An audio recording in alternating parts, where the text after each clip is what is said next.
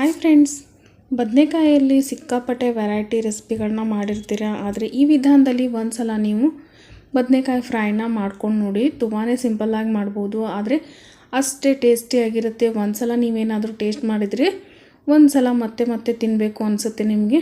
ಬನ್ನಿ ಹಾಗಿದ್ರೆ ಯಾವ ರೀತಿ ಮಾಡೋದು ಅಂಥೇಳಿ ನೋಡೋಣ.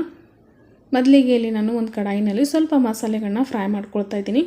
ಒಂದು ಅರ್ಧ ಟೀ ಸ್ಪೂನ್ ಆಗುವಷ್ಟು ಸಾಸಿವೆ ಹಾಕಿದ್ದೀನಿ. ಸಾಸಿವೆನ ಒಂದು 2 ಸೆಕೆಂಡು ಫ್ರೈ ಮಾಡ್ಕೊಳ್ಬೇಕು. ಇವಾಗ ಇದಕ್ಕೆ 1 ಟೀ ಸ್ಪೂನ್ ಆಗುವಷ್ಟು ಧನಿಯಾ, ಹಾಗೆ ಒಂದು ಅರ್ಧ ಟೀ ಸ್ಪೂನ್ ಆಗುವಷ್ಟು ಜೀರಿಗೆ, ಒಂದು 1/4 ಟೀ ಸ್ಪೂನ್ ಆಗುವಷ್ಟು ಮೆಂತ್ಯ ಕಾಳನ್ನ ಹಾಕಿಬಿಟ್ಟು ಲೋ ಫ್ಲೇಮ್ನಲ್ಲಿ ಇಟ್ಕೊಂಡು ಫ್ರೈ ಮಾಡ್ಕೊಳ್ಬೇಕಾಗತ್ತೆ. ಸಾಸಿವೆ ಒಂದು ಸಲ ಚಟ್ಪಟ ಅಂತ ಸಿಡಿದ್ಮೇಲೆ ಈ ಮಸಾಲೆನೆಲ್ಲ ಹಾಕ್ಕೊಂಡು ಫ್ರೈ ಮಾಡ್ಕೊಳ್ಬೇಕಾಗತ್ತೆ. ಆದಷ್ಟು ಲೋ ಫ್ಲೇಮ್ನಲ್ಲೇ ಇಟ್ಕೊಂಡು ಫ್ರೈ ಮಾಡ್ಕೊಳ್ಳಿ, ಯಾಕಂದರೆ ಬೇಗ ಸೀದೋಗೋ ಚಾನ್ಸ್ ಇರುತ್ತೆ. ಇವಾಗ ನೋಡಿ ಪೂರ್ತಿ ಎಲ್ಲ ಚೆನ್ನಾಗಿ ಫ್ರೈ ಆಗಿದೆ. ಗ್ಯಾಸ್ ಫ್ಲೇಮ್ನ ಆಫ್ ಮಾಡಿಬಿಟ್ಟು ಒಂದು ಪ್ಲೇಟ್ನಲ್ಲಿ ತೆಕ್ಕೊಳ್ತಾ ಇದ್ದೀನಿ, ಬೇಗ ತಣ್ಣಗಾಗಲಿ ಅಂಥೇಳಿ.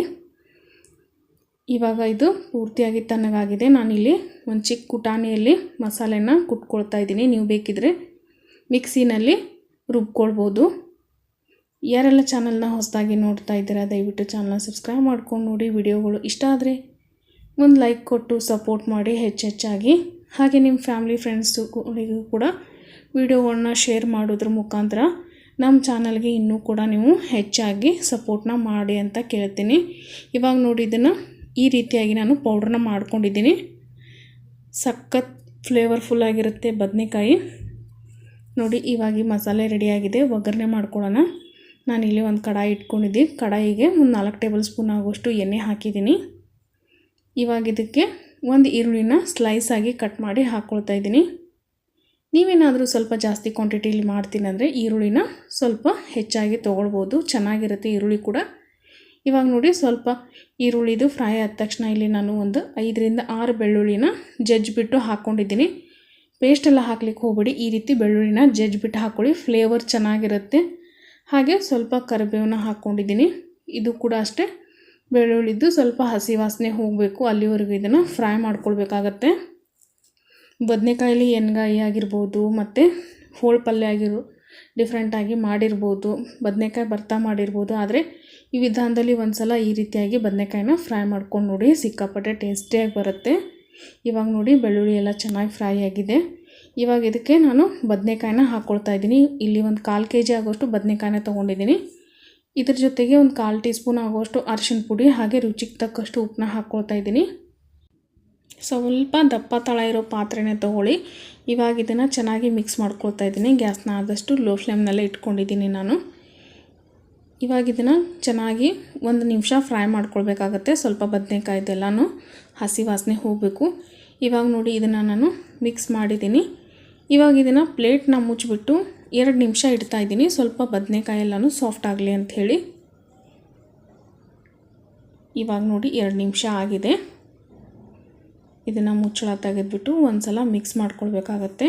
ಇದಕ್ಕೆಲ್ಲ ಜಾಸ್ತಿ ಎಲ್ಲ ನೀರು ಹಾಕಿ ಮಾಡಬಾರ್ದು, ಸ್ವಲ್ಪ ಫ್ರೈ ಆಗಿರೋದ್ರಿಂದ ಇದು ಡ್ರೈ ಆಗೇ ಇರುತ್ತೆ. ಇವಾಗ ನೋಡಿ ಸ್ವಲ್ಪ ಬದನೆಕಾಯಿನ ಈ ರೀತಿ ಒಂದು ಸಲ ಮಿಕ್ಸ್ ಮಾಡ್ಕೊಳ್ಬೇಕಾಗತ್ತೆ ತೆಗೆದುಬಿಟ್ಟು. ಇವಾಗ ನೋಡಿ ಇದನ್ನು ಚೆನ್ನಾಗಿ ಮಿಕ್ಸ್ ಮಾಡಿದ್ದೀನಿ. ಇವಾಗ ಇದಕ್ಕೆ ಒಂದು 2 ರಿಂದ 3 ಟೇಬಲ್ ಸ್ಪೂನ್ ಆಗುವಷ್ಟು ನೀರನ್ನ ಹಾಕ್ಕೊಳ್ತಾ ಇದ್ದೀನಿ. ನೀರು ಅವಶ್ಯಕತೆ ಇದ್ದರೆ ಮಾತ್ರ ಹಾಕ್ಕೊಳ್ಳಿ. ಇಲ್ಲೇ ನನಗೆ ಸ್ವಲ್ಪ ನೀರು ಬೇಕಿತ್ತು, ಅದಕ್ಕೆ ಒಂದು 2 ರಿಂದ 3 ಟೇಬಲ್ ಸ್ಪೂನ್ ಆಗುವಷ್ಟು ನೀರನ್ನ ಹಾಕಿದ್ದೀನಿ. ನೀರು ಹಾಕಿಬಿಟ್ಟು ಒಂದು ಸಲ ಚೆನ್ನಾಗಿ ಮಿಕ್ಸ್ ಮಾಡಿಬಿಟ್ಟು ಫೈನಲಾಗಿ ಮತ್ತೆ 2 ನಿಮಿಷ ಮುಚ್ಚಿ ಇಡ್ತಾ ಇದ್ದೀನಿ. ಇನ್ನೊಂದು ಸ್ವಲ್ಪ ಬದನೆಕಾಯಿ ಬೇಯಬೇಕು ಅಷ್ಟೇ. ಇವಾಗ ನೋಡಿ 2 ನಿಮಿಷ ಆಗಿದೆ. ಇವಾಗ ಇದಕ್ಕೆ ನಾವು 1 ಟೀ ಸ್ಪೂನ್ ಆಗುವಷ್ಟು ಅಚ್ಚ ಖಾರದ ಪುಡಿನ ಸೇರಿಸ್ಕೊಳ್ತಾ ಇದ್ದೀನಿ. ನಿಮಗೆ ಖಾರಕ್ಕೆ ಎಷ್ಟು ಬೇಕು ಅಂತ ಹೇಳಿ ನೋಡಿಕೊಂಡು ಸೇರಿಸ್ಕೊಳ್ಳಿ. ಹಾಗೆ ಮಸಾಲೆಯನ್ನು ನಾನು ಕುಟ್ಟಿ ಇಟ್ಟಿದ್ದಲ್ವ ಅದನ್ನು ಹಾಕ್ಕೊಳ್ತಾ ಇದ್ದೀನಿ. ಇವಾಗ ಇದನ್ನು ಚೆನ್ನಾಗಿ ಮಿಕ್ಸ್ ಮಾಡ್ಕೊಳ್ಬೇಕು. ಒಂದು 5 ನಿಮಿಷ ಇದನ್ನು ಮಿಕ್ಸ್ ಮಾಡ್ಕೊಳ್ಬೇಕು, ಯಾಕಂದರೆ ಮಸಾಲೆ ಬದನೆಕಾಯಿ ಜೊತೆ ಎಲ್ಲ ಪೂರ್ತಿ ಮಿಕ್ಸ್ ಆಗಬೇಕು. ತುಂಬಾ ಸಿಂಪಲ್ಲಾಗಿ ಕ್ವಿಕ್ಕಾಗಿ ರೆಡಿ ಆಗುತ್ತೆ. ನೀವು ಕೂಡ ಒಂದು ಸಲ ಇದನ್ನು ಟ್ರೈ ಮಾಡಿ, ನಿಮಗೂ ಕೂಡ ಇಷ್ಟ ಆಗುತ್ತೆ ಖಂಡಿತವಾಗ್ಲೂ. ಇವಾಗ ನೋಡಿ ಇದು ಚೆನ್ನಾಗಿ ಮಿಕ್ಸ್ ಮಾಡ್ಕೊಂಡಿದ್ದೀನಿ. ಬದನೆಕಾಯಿ ಎಲ್ಲ ಚೆನ್ನಾಗಿ ಬೆಂದಿದೆ. ಈ ಬದನೆಕಾಯಿ ಫ್ರೈ ಬಿಸಿ ಬಿಸಿ ಜೋಳದ ರೊಟ್ಟಿಗೆ, ಚಪಾತಿಗೆ, ರಾಗಿ ರೊಟ್ಟಿಗಾಗಿರ್ಬೋದು, ದೋಸೆಗೆ, ಹಾಗೆ ಬಿಸಿ ಅನ್ನಕ್ಕೆ ಕೂಡ ತುಂಬಾ ಸೂಪರಾಗಿರುತ್ತೆ. ಇವಾಗ ನೋಡಿ ಗ್ಯಾಸ್ ಫ್ಲೇಮ್ನ ಆಫ್ ಮಾಡಿ ಸ್ವಲ್ಪ ಕೊತ್ತಂಬರಿ ಸೊಪ್ಪನ್ನ ಸೇರಿಸಿ ಚೆನ್ನಾಗಿ ಒಂದು ಸಲ ಮಿಕ್ಸ್ ಮಾಡಿದರೆ ಸಿಂಪಲ್ಲಾಗಿ ಟೇಸ್ಟಿಯಾಗಿ ಮಾಡುವಂಥ ಬದನೆಕಾಯಿ ಫ್ರೈ ರೆಡಿ ಆಗುತ್ತೆ. ನಿಮಗೂ ಕೂಡ ಈ ರೆಸಿಪಿ ಇಷ್ಟ ಆಗಿದೆ ಅಂತ ತಿಳ್ಕೊತೀನಿ.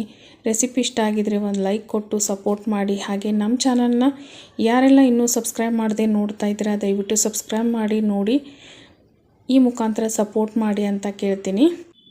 ಇದೇ ರೀತಿಯಾಗಿ ನಾನು ನಿಮ್ಮ ಜೊತೆ ಒಳ್ಳೊಳ್ಳೆ ರೆಸಿಪಿಗಳನ್ನ ಶೇರ್ ಮಾಡ್ತಾ ಇರ್ತೀನಿ. ಮತ್ತೆ ಸಿಗ್ತೀನಂತೆ ನೆಕ್ಸ್ಟ್ ವಿಡಿಯೋನಲ್ಲಿ. ಅಲ್ಲಿವರೆಗೂ ಎಲ್ಲರಿಗೂ thank you so much for watching.